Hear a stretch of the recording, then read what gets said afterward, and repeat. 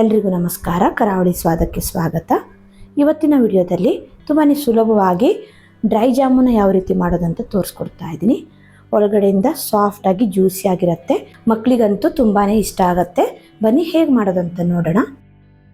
Dry jamun ಮಾಡಲಿಕ್ಕೆ ನಾನಿಲ್ಲಿ MTR gulab jamun packet ತೊಗೊಂಡಿದ್ದೀನಿ. ಇದು 180 ಗ್ರಾಮ್ ಆಗುವಷ್ಟು ಇದೆ. ಜಾಮೂನ್ ಪೌಡರ್ನ ಕಪ್ಪಲ್ಲಿ ಅಳತೆ ಮಾಡಿ ಹಾಕ್ತಾ ಇದ್ದೀನಿ. ನೋಡಿ, ಇದು 1.5 ಕಪ್ ಆಗುವಷ್ಟು ಇದೆ. 180 ಗ್ರಾಮ್ಗೆ ನಮಗಿಲ್ಲಿ 1.5 ಕಪ್ ಆಗುವಷ್ಟು ಜಾಮೂನ್ ಪೌಡರ್ ಸಿಗುತ್ತೆ. ಈ ಪೌಡರ್ನೆಲ್ಲ ಮಿಕ್ಸಿಂಗ್ ಬೌಲ್ಗೆ ಹಾಕಿ ಕಲಿಸ್ಕೊಳ್ತಾ ಇದ್ದೀನಿ. ಕಲಿಸ್ಲಿಕ್ಕೆ ನಾನಿಲ್ಲಿ ಹಾಲು ಬಳಸ್ತಾ ಇದ್ದೀನಿ. ಹಾಲು ಬಳಸೋದ್ರಿಂದ ಟೇಸ್ಟ್ ಚೆನ್ನಾಗಿರುತ್ತೆ. ಹಾಲು ಬದಲು ನೀರು ಕೂಡ ಬಳಸಬಹುದು. ಅದೇ ಕಪ್ನ ಅಳತೆಯಲ್ಲಿ ಅರ್ಧ ಕಪ್ ಆಗುವಷ್ಟು ಚೆನ್ನಾಗಿ ಕಾಯಿಸಿ ಆರಿಸಿದ ಹಾಲನ್ನು ತಗೊಂಡಿದ್ದೀನಿ. ಸ್ವಲ್ಪ ಹಾಲು ಹಾಕಿ ಚೆನ್ನಾಗಿ ಕಲಿಸ್ಕೊಳ್ಬೇಕು. ಒಂದೇ ಸಲ ಜಾಸ್ತಿ ಹಾಲು ಹಾಕ್ಕೊಳ್ಳಿಕ್ಕೆ ಹೋಗ್ಬಿಡಿ. ಚೂರಿ ಹಾಲು ಹಾಕ್ಕೊಂಡು ಚೆನ್ನಾಗಿ ಕಲಿಸ್ಕೊಳ್ಳಿ. ಈ ಹಿಟ್ಟನ್ನು ತುಂಬ ಗಟ್ಟಿಯಾಗಿ ಕಲಿಸ್ಕೊಳ್ಳಿಕ್ಕೆ ಹೋಗಬಾರ್ದು. ಗಟ್ಟಿಯಾಗಿ ಕಲಿಸ್ಕೊಂಡ್ರೆ ಬಿರುಕು ಬಿಡೋ ಚಾನ್ಸಸ್ ಇರುತ್ತೆ. ಹಾಗೆ ತೀರಾ ತೆಳ್ಳನ್ನು ಕಲಿಸ್ಕೊಳ್ಬಾರ್ದು. ಚಪಾತಿಗೆಲ್ಲ ಹೇಗೆ ಹಿಟ್ಟು ಕಲಿಸ್ಕೊತೀವಲ್ಲ ಅದೇ ರೀತಿ ಕಲಿಸ್ಕೊಂಡ್ರೆ ಸಾಕಾಗತ್ತೆ. ಹಿಟ್ಟನ್ನು ಒತ್ತಿ ಕಲಿಸೋದಾಗಲಿ ಅಥವಾ ನಾದೋದಾಗಲಿ ಮಾಡಬಾರ್ದು. ಸ್ವಲ್ಪ ಹಾಲು ಹಾಕ್ಕೊಂಡು ನೋಡಿ, ಈ ರೀತಿ ಮೇಲಿಂದ ಮೇಲೆ ಕಲಿಸ್ಕೊಳ್ಬೇಕು. ನೋಡಿ, ಈ ಹದದಲ್ಲಿ ಹಿಟ್ಟನ್ನು ಕಲಿಸ್ಕೊಳ್ಬೇಕು. ನಾನು ತೊಗೊಂಡಿರೋ ಅರ್ಧ ಕಪ್ಪಲ್ಲಿ ನೋಡಿ ಇಷ್ಟು ಹಾಲು ಮಿಕ್ಕಿದೆ. ನನಗಿಲ್ಲಿ ಅರ್ಧ ಕಪ್ಗಿಂತ ಸ್ವಲ್ಪ ಕಡಿಮೆನೇ ಹಾಲು ಯೂಸ್ ಆಗಿದೆ. ಈ ರೀತಿ ಕಲಿಸ್ಕೊಂಡು ಕೊನೆಗೆ ಒಂದು ಅರ್ಧ ಚಮಚ ಆಗುವಷ್ಟು ತುಪ್ಪನ ಹಾಕಿ ಸ್ವಲ್ಪ ಈ ರೀತಿ ಮೇಲಿಂದ ಮೇಲೆ ಕಲಿಸ್ಕೊಂಡು ಹಾಗೆ ಇದನ್ನು ಪಕ್ಕಕ್ಕೆ ತಿಟ್ಕೊಳ್ತಾ ಇದ್ದೀನಿ. ಪಾಕ ಆಗೋ ತನಕ ಒಂದು 10 ರಿಂದ 15 ನಿಮಿಷ ಇಟ್ಟರೆ ಸಾಕು. ನೆಕ್ಸ್ಟ್ ಇವಾಗ ಪಾಕನ ರೆಡಿ ಮಾಡ್ಕೊಳ್ಳೋಣ. ಪಾಕ ಮಾಡಲಿಕ್ಕೆ ನಾನಿಲ್ಲಿ ಸ್ಟೋವ್ ಮೇಲೆ ಒಂದು ಕಡಾಯಿ ಇಟ್ಟು 3 ಕಪ್ ಆಗುವಷ್ಟು ಸಕ್ಕರೆನ ಹಾಕ್ಕೊಳ್ತಾ ಇದ್ದೀನಿ. 3 ಕಪ್ ಸಕ್ಕರೆಗೆ ಅದೇ ಕಪ್ ಅಳತೆಯಲ್ಲಿ 3 ಕಪ್ ಆಗುವಷ್ಟು ನೀರು ಹಾಕ್ಕೊಳ್ತಾ ಇದ್ದೀನಿ.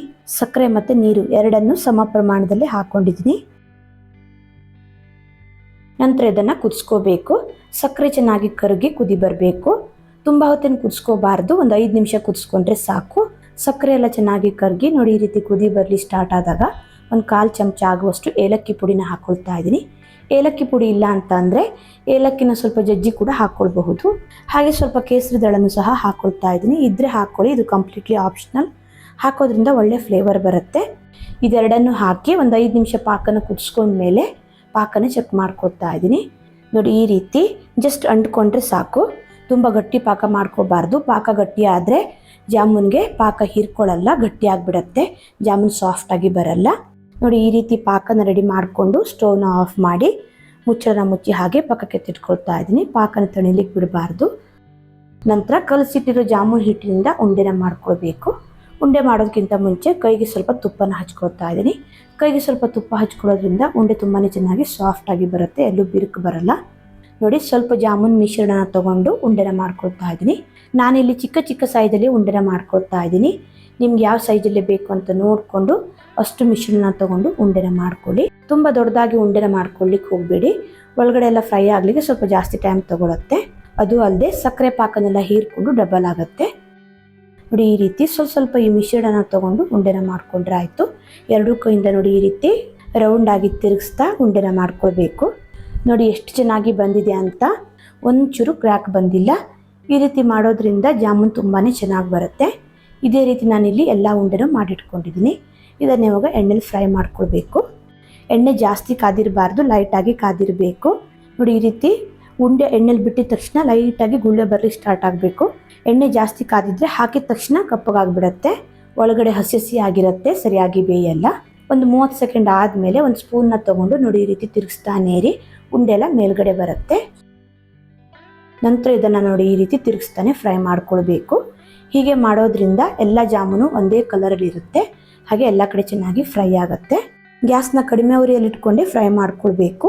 ಹೈ ಫ್ಲೇಮಲ್ಲಿ ಇಟ್ಕೊಂಡು ಯಾವುದೇ ಕಾರಣಕ್ಕೂ ಫ್ರೈ ಮಾಡ್ಕೋಬಾರ್ದು. ಬಬಲ್ಸ್ ಎಲ್ಲ ಕಡಿಮೆ ಆಗಿ ನೋಡಿ ಈ ರೀತಿ ಹೊಂಬಣ್ಣ ಬರೋ ತನಕ ಇದನ್ನು ಫ್ರೈ ಮಾಡಿಕೊಂಡು ಎಣ್ಣೆಯಿಂದ ತೆಗೆದ್ರೆ ಆಯಿತು. ನೋಡಿ ಎಷ್ಟು ಚೆನ್ನಾಗಿ ಬಂದಿದೆ ಅಂತ. ಒಂದು ಉಂಡೆನೂ ಸಹ ಕ್ರ್ಯಾಕ್ ಬಂದಿಲ್ಲ. ಎಲ್ಲವನ್ನು ಇದೇ ರೀತಿ ಫ್ರೈ ಮಾಡಿಕೊಂಡು ನಂತರ ಇದನ್ನು ಸಕ್ಕರೆ ಪಾಕಕ್ಕೆ ಹಾಕ್ಕೊಳ್ತಾ ಇದ್ದೀನಿ. ತುಂಬ ಬಿಸಿ ಇರೋ ಸಕ್ಕರೆ ಪಾಕಕ್ಕೆ ಉಂಡೆನ ಹಾಕ್ಕೊಳ್ಳಿಕ್ಕೆ ಹೋಗಬೇಡಿ. ಸಕ್ಕರೆ ಪಾಕ ಮತ್ತು ಉಂಡೆ ಎರಡೂ ಸ್ವಲ್ಪ ಬಿಸಿ ಇರಬೇಕು, ತಣ್ಣದಿರಬಾರ್ದು. ಇದನ್ನು ಅರ್ಧ ಗಂಟೆ ಹಾಗೆ ಬಿಡೋಣ. ಸಕ್ಕರೆ ಪಾಕ ಚೆನ್ನಾಗಿ ಹೀರ್ಕೊಳ್ಳಿ. ಅರ್ಧ ಗಂಟೆಗಿಂತ ಸ್ವಲ್ಪ ಜಾಸ್ತಿ ಟೈಮ್ ಕೂಡ ಇಡಬಹುದು.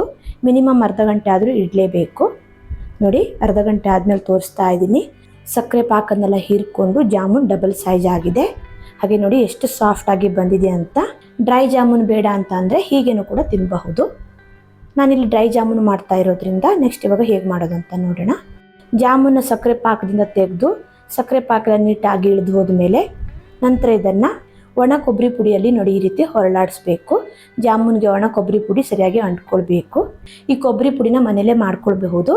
ಕೊಬ್ಬರಿಯ ಮೇಲ್ಭಾಗದ ಕಪ್ಪು ಭಾಗನೆಲ್ಲ ತೆಗೆದು ಮಿಕ್ಸಿ ಜಾರಿಗೆ ಹಾಕಿ ಪುಡಿ ಮಾಡಿಕೊಂಡ್ರೆ ಕೊಬ್ಬರಿ ಪುಡಿ ರೆಡಿ ಆಗುತ್ತೆ. ಇದೇ ರೀತಿ ನಿಮಗೆ ಎಷ್ಟು ಬೇಕೋ ಅಷ್ಟು ಜಾಮೂನ್ನ ಕೊಬ್ಬರಿ ಪುಡಿಯಲ್ಲಿ ನೋಡಿ ಈ ರೀತಿ ರೋಲ್ ಮಾಡಿಕೊಂಡ್ರೆ ಡ್ರೈ ಜಾಮೂನ್ ರೆಡಿ ಆಗುತ್ತೆ. ತುಂಬಾ ಸುಲಭದಲ್ಲಿ ಮಾಡ್ಕೊಳ್ಬಹುದು. ಒಂದು ವಾರದವರೆಗೂ ಹೊರಗಡೆ ಇಟ್ಟು ತಿನ್ನಬಹುದು. ಫ್ರಿಜ್ಜಲ್ಲಿ ಇಟ್ಟು ತಿನ್ನೋದಾದರೆ ಒಂದು 15 ದಿನ ಚೆನ್ನಾಗಿರುತ್ತೆ. ದೊಡ್ಡವರಿಂದ ಹಿಡಿದು ಚಿಕ್ಕ ಮಕ್ಕಳಿಗೂ ಕೂಡ ಇದು ತುಂಬಾ ಇಷ್ಟ ಆಗುತ್ತೆ. ವಿಡಿಯೋ ಇಷ್ಟ ಆದರೆ ಲೈಕ್, ಶೇರ್, ಕಮೆಂಟ್ ಮಾಡೋದನ್ನು ಮರಿಬೇಡಿ. ಮತ್ತೆ ಸಿಗ್ತೀನಿ ಹೊಸ ವಿಡಿಯೋ ಒಂದಿಗೆ. ಧನ್ಯವಾದಗಳು.